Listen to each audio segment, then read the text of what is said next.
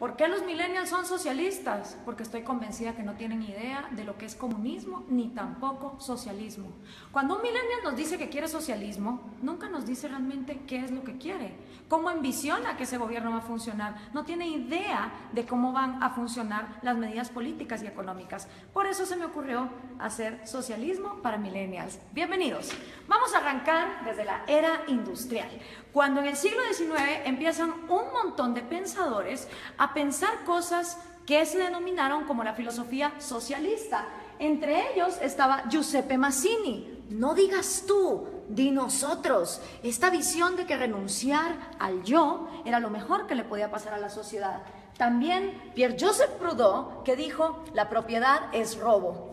Estos dos contemporáneos inspiraron a Carlos Marx y a Federico Engels. Carlos Marx y Federico Engels se conocieron en 1843, 5 años antes de que escribieran el Manifiesto Comunista. Carlos Marx, hijo de padres judíos que dejaron la religión judía y se convirtieron al protestantismo, fue expulsado de Alemania, de Francia, de Bélgica, hasta que finalmente se va a Inglaterra, y en Manchester, junto con Federico Engels, un burgués, un hijo de industriales, ellos dos pues hacen el Manifiesto Comunista y describen el capital.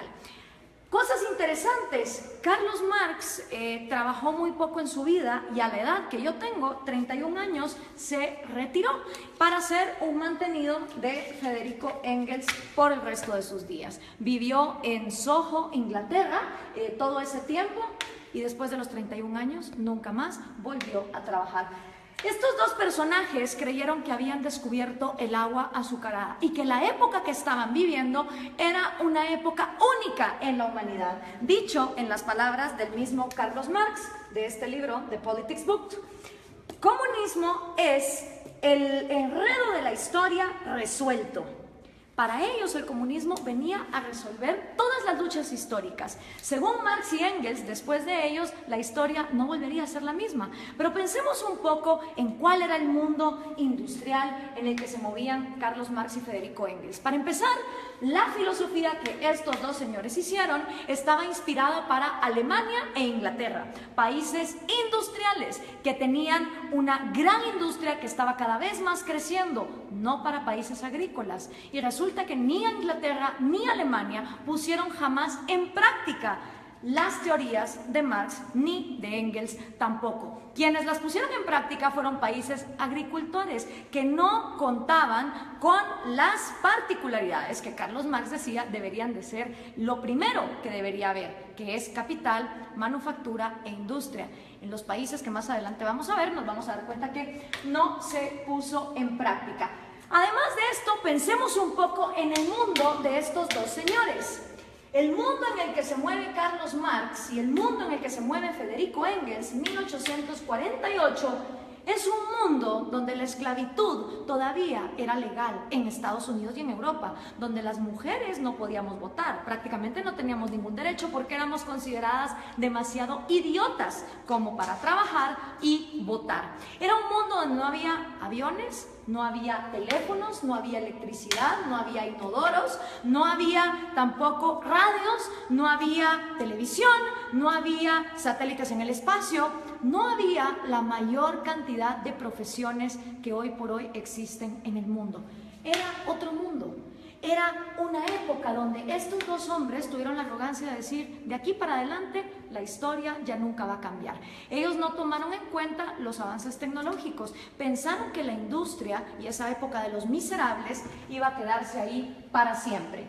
¿Y en qué se basa esta crítica que estamos haciendo de el comunismo? Pues se basa en la crítica al proyecto de Gotha, escrito por Carlos Marx, El Capital, también escrito por Carlos Marx en 3 tomos, que por cierto el segundo tomo se imprimió luego de que Marx haya muerto, él ni siquiera lo había publicado, y por supuesto el Manifiesto Comunista.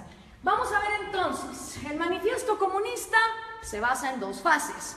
Esta es la primera fase, que tiene 10 puntos.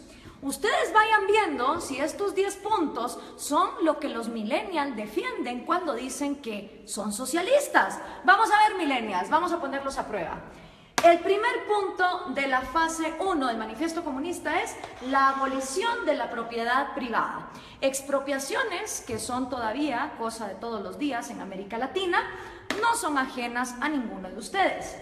El segundo puesto es impuestos fuertemente progresivos. Esta idea de que los más productivos de la sociedad sostengan más al Estado, porque del Estado vivimos todos. Entonces, mientras más paguen los más ricos, se supone que el Estado va a ser más justo y más fuerte, y para nada tiene que ver que eso desincentive a la gente a ser mejor.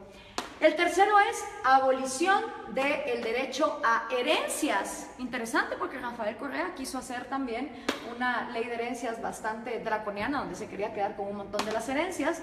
El cuarto es confiscar la propiedad a emigrantes. Interesante que lo primero que hacen los regímenes socialistas y comunistas es no dejar que venga inversión extranjera, porque supuestamente en el himno socialista todos los obreros se van a agarrar de las manos, pero para lo que se trata de comercio todos somos enemigos. El quinto es centralización del crédito, que solo podías endeudarte con el Estado.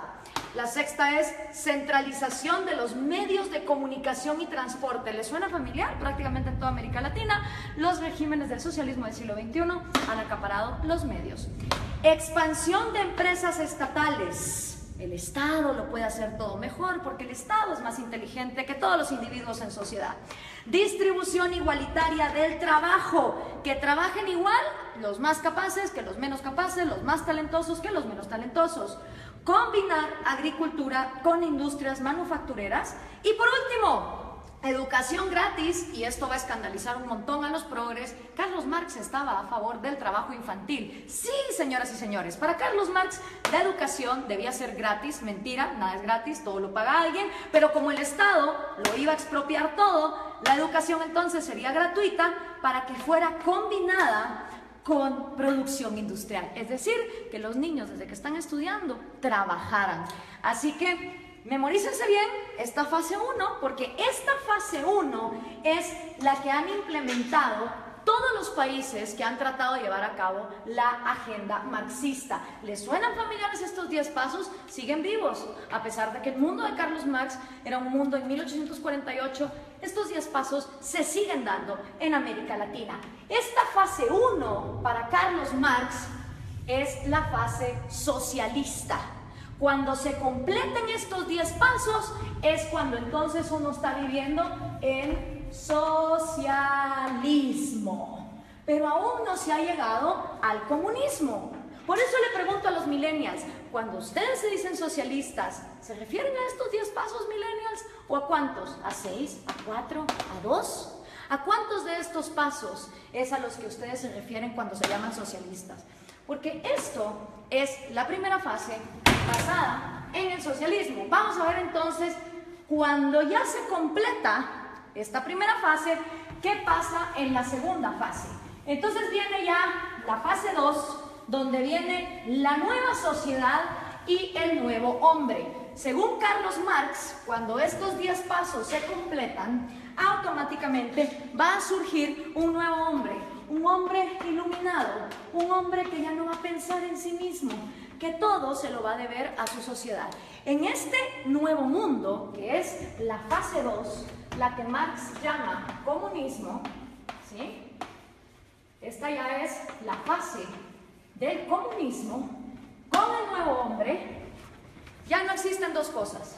No existe el Estado, es decir, se abolió el gobierno, ni tampoco existe el dinero, ni tampoco existe la propiedad privada.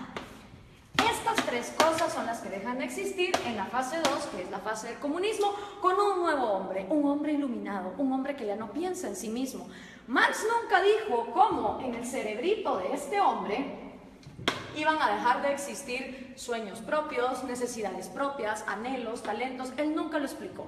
Para él, de manera mágica, después de que la fase 1 fuera completada, se pasaba automáticamente a la fase 2, donde este hombre nuevo iba a trabajar a la par de hombres más mediocres y menos talentosos, pero siempre recibiendo lo mismo. ¿Y cómo iba a funcionar la distribución de productos. Bueno, pues iba a haber un gran almacén y en este almacén la comunidad, ya sin Estado, ya sin gobierno, ya sin dinero, te iba a proveer a ti de todos los productos y servicios que tú ibas a necesitar. Entonces todas las personas, no importa sus talentos, iban a llegar a intercambiar. Si por ejemplo producían yesos, pues un yeso por 1 kilo de arroz.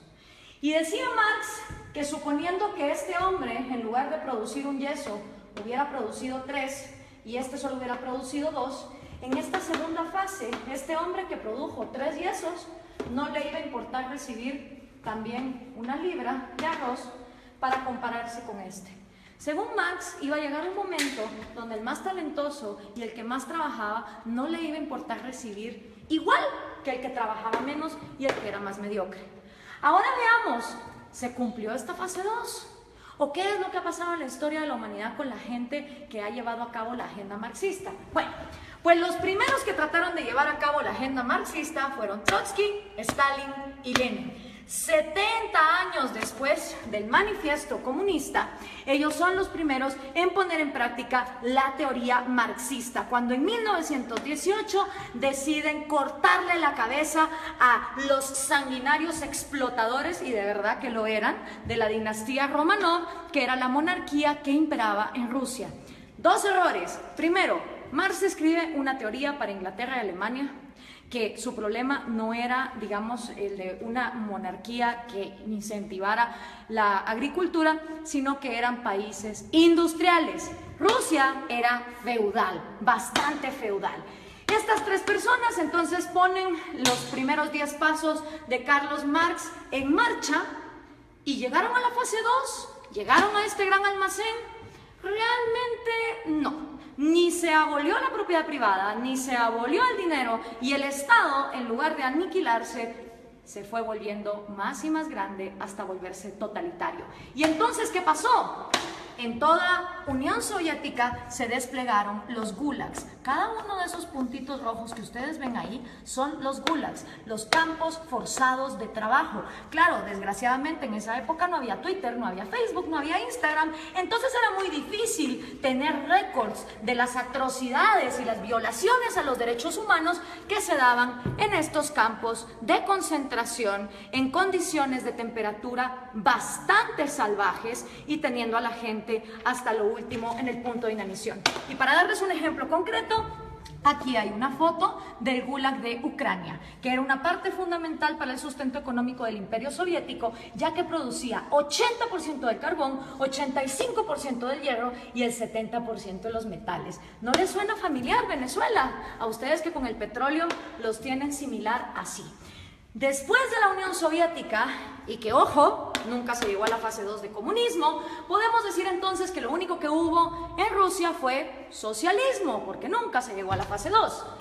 El siguiente sanguinario que quiso poner a prueba el comunismo fue Mao Zedong en China. En 1948 entra el Ejército Rojo y Mao hace su propio experimento con 2 atrocidades que aniquilaron a más de 60 millones de personas, que fueron el gran salto adelante y la revolución cultural, que básicamente era una manera de implementar los 10 pasos del manifiesto comunista y que llevaron al peor genocidio que la humanidad jamás ha visto. Y por supuesto, esta idea se trae a casa, y los primeros en traer la casa en su propia versión de Trotsky, Stalin y Lenin son el Che Guevara, Fidel Castro y Camilo Cienfuegos. Cosa interesante, Camilo Cienfuegos y Trotsky, siendo los intelectuales más moderados de este movimiento, fueron asesinados, este por Stalin y Camilo por Fidel Castro. Hasta en eso se parecen estos modelos,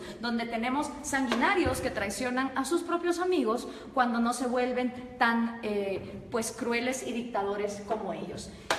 Ahora veamos la línea. Entra Fidel Castro a Cuba y obviamente Fidel Castro sigue influyendo en la región. Aquí lo tenemos con Evo Morales y con Hugo Chávez, que traen el refrito, el socialismo del siglo XXI.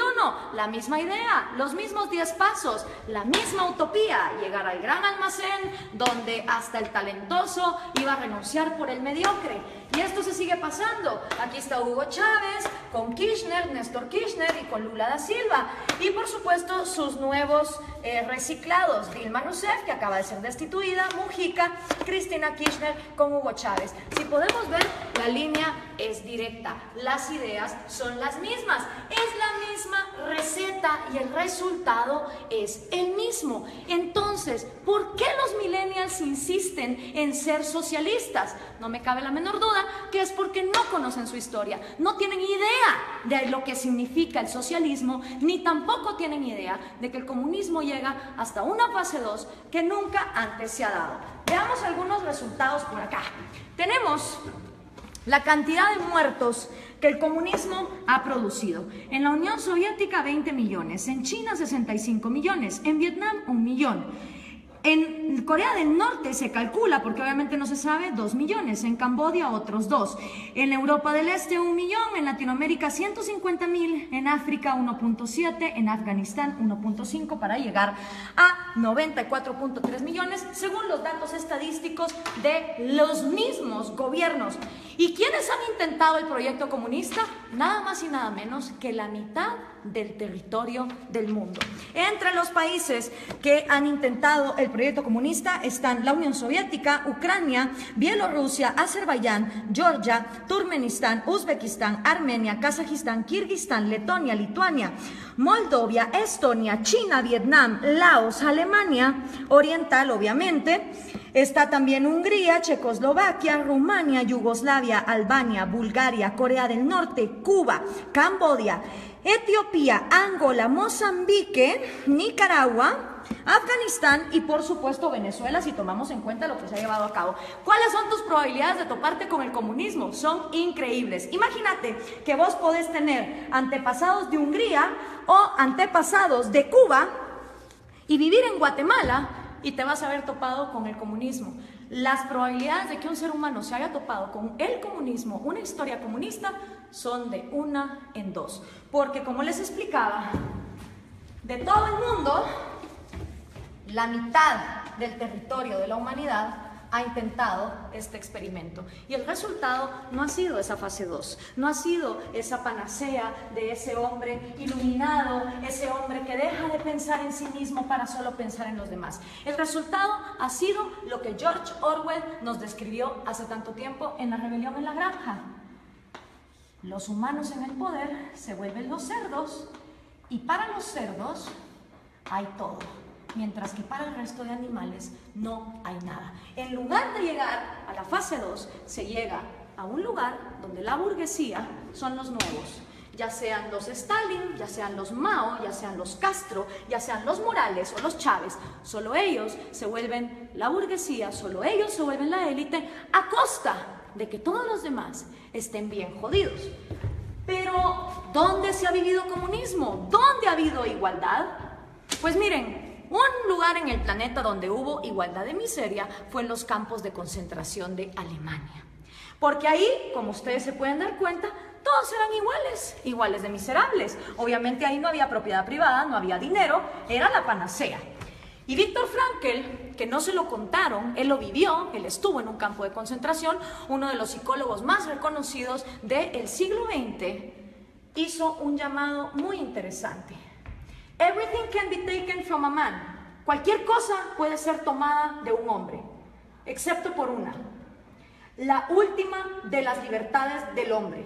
Exigir la actitud que uno va a tener en cualquier set de circunstancias para escoger uno su propio destino. Quiero hacer énfasis en esta frase porque lo que está aquí diciendo Viktor Frankl es que la mayor libertad del hombre reside que aunque esté en estas condiciones, uno va a decidir con qué actitud va a enfrentarse a la vida. Pero ¿qué podía saber Carlos Marx de estas cosas? Regresemos a 1848, ni siquiera Freud, con su psicoanálisis, que ya está bastante desprestigiado, había empezado sus estudios. Tampoco Darwin. Se creía que la histeria de las mujeres se podía quitar con electroshock. La psicología estaba en pañales. ¿Qué sabía Carlos Marx del cerebro humano? ¿Qué podía saber Carlos Marx acerca de un hombre nuevo que tuviera en su cerebro la capacidad de dejar de pensar en sí mismo? Hablemos entonces de sus predicciones, que fueron completamente nefastas. La primera predicción de Marx: va a haber más países comunistas que no comunistas. No se cumplió. Hoy hay más países excomunistas que actualmente comunistas. La segunda predicción de Marx: la máquina va a acabar con el proletario y el proletario va a vivir en la miseria. Tampoco se cumplió. Hoy por hoy, en el siglo XXI, existen muchas más profesiones y muchos más puestos de trabajo, tomando en cuenta que las mujeres ya podemos votar y ya podemos trabajar, que las que existían en su época, con lo cual su segunda predicción tampoco se cumplió. Hoy por hoy, de cada 7 personas vivas, 6 ya no viven con $1 al día, como era en la época de Marx, donde había mayor pobreza igualitaria. Y otra también de las predicciones de Marx es que el comunismo, en donde fuera implementado, iba a pasar a la fase 2. Y esa tampoco se cumplió. Ninguno de los experimentos comunistas han llegado jamás a la fase 2. Nunca abolen ni la propiedad privada para los gobernantes, obviamente para todos los demás sí. Nunca se abole tampoco el dinero, ni mucho menos la propiedad privada. Pero aparte de Viktor Frankl, que escribió ese excelente libro de El hombre en busca del sentido, hoy por hoy tenemos excelentes referentes de la psicología evolutiva y la neurociencia que nos pueden explicar cómo de hecho nuestro cerebro no está diseñado para el comunismo. Uno de ellos es David Boss. Él es PhD, profesor de Harvard, de la Universidad de Michigan, de la Universidad de Texas, y ha escrito 7 libros de psicología evolutiva, incluyendo este. No son personas que te lo digan por fe, como te lo dijo Marx, y que solo lo dejó escrito cómo iba a ser ese cambio en la psicología humana. Son personas que han estudiado la evolución, la genética de la vida, y que entienden cómo funciona el cerebro humano. Y una de las frases de David Boss es: no existe un agente autónomo con intereses llamado sociedad. Esto es una imposibilidad lógica.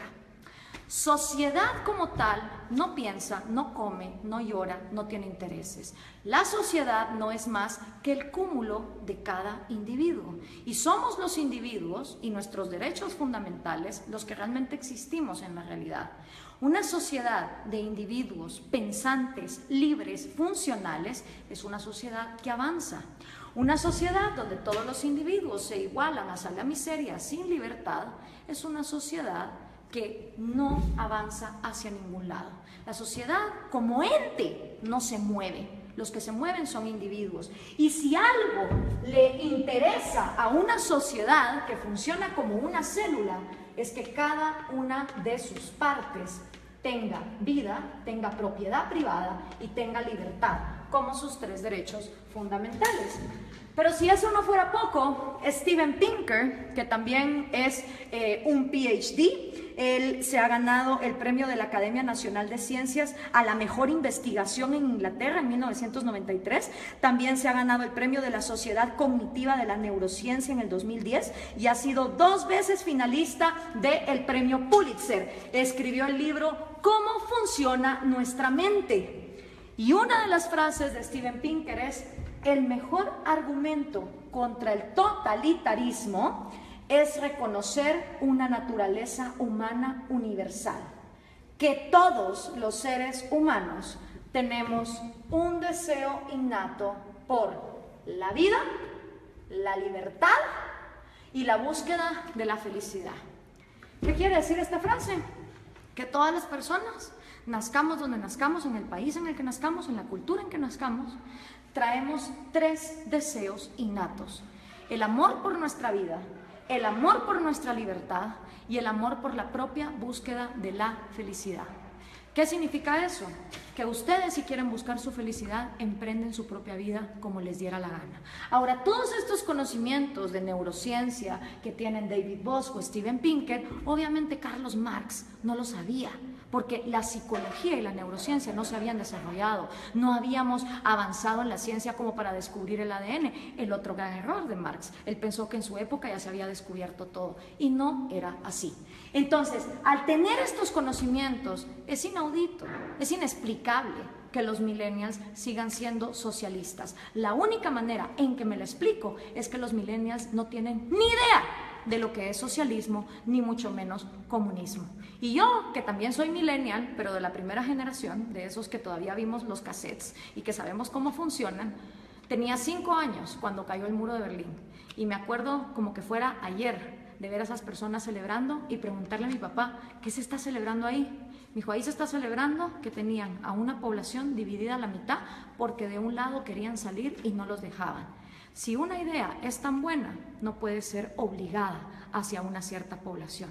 Y en todo lo que hemos visto aquí, lo único que hemos visto es obligación, hemos visto miseria, hemos visto genocidio. En la libertad no hay garantías. Yo no estoy aquí vendiendo una utopía ni una panacea. En la libertad hay riesgos y puedes perder como puedes ganar. En la libertad también existe la libertad de no participar en el mercado. En un país que vive en libertad, si hay un grupo de personas que quieren vivir como hippies e irse a una montaña y no ser parte del mercado y no tener propiedad privada, son libres de hacerlo. En un país comunista, si uno intenta meter una zona franca de libre comercio en alguno de sus puntos, va a parar a la cárcel o va a parar desaparecido. Esa es la diferencia entre vivir en un lugar donde se garantice la libertad y donde no se garantice. Esta utopía basada en el hecho de que el ser humano debe renunciar a su autoestima y a su amor propio para contribuir a su sociedad es completamente errada por lo que la historia nos ha comprobado. Y lo único que logra son élites de cerdos, tal cual los describió George Orwell, que se quedan con todo a costillas de un pueblo que pierde lo más importante que todo ser humano tiene, que es su libertad. Espero esto les sirva a los millennials para entender qué es el socialismo y qué es el comunismo. Gracias por compartir.